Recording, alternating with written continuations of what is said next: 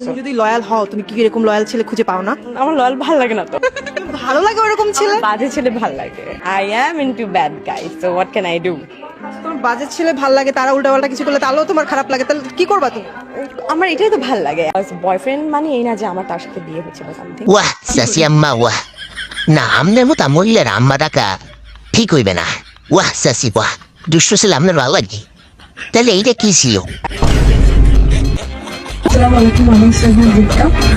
আমি একটু বিপদে পড়ে আপনাদের সবার কাছে এসে আশা করি আপনারা আমাকে হেল্প করবেন। গত 1 বছর ধরে বসুন্ধরা গ্রুপের ভাইস চেয়ারম্যান ফাউন্ডেশন ভাইয়ের সাথে আমার রিলেশন, এবং এই রিলেশনের এক পর্যায়ে সে আই গট প্রেগনেন্ট, এবং now I am already 5 months plus. আমি ফার্স্ট থেকে সে বলেছিল হ্যাঁ ঠিক আছে ওকে ফাইন। এখন সে না আমার খোঁজ নিচ্ছে, না বলতেছে যে আমাকে বিয়ে করবে বা সামথিং। আগে যেই প্রমিসগুলো সে আমাকে দিছিল সেগুলো এখন মনে হচ্ছে যে ডে বাই ডে আমাকে শুধু একই টেক্সট দিচ্ছে যে প্লিজ লিভ মি অ্যালোন। আগের ভিডিওতে কইলেন দুষ্ট ছেলে ভাল লাগে, আর যেই দুষ্ট ছেলেটা আপনার লগে একটু বিষ্টামি করলো আপনি এখন কামতে আছেন, সাহায্য সইতে আছেন। কি লিগে চাচি? দুষ্ট ছেলে তো দুষ্টামি করবি, আপনি তো কইছেন দুষ্ট ছেলে আপনার ভাল লাগে।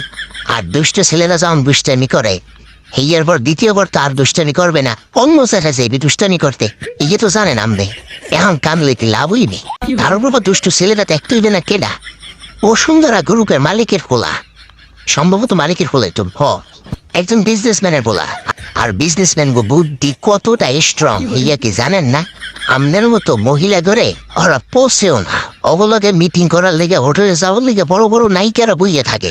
আমনের তো সাহায্য মানের কপাল, আমনের সময় দেশে অবশ্য সামনের কাছে দুষ্ট ছেলে ভাল লাগে, তো দুষ্ট ছেলে ভাল লাগে যখন দুষ্ট ছেলে আমার লোক একটু দুষ্টাম কইতে ঠিক গেছে। তো এতে কামদার কি আছে?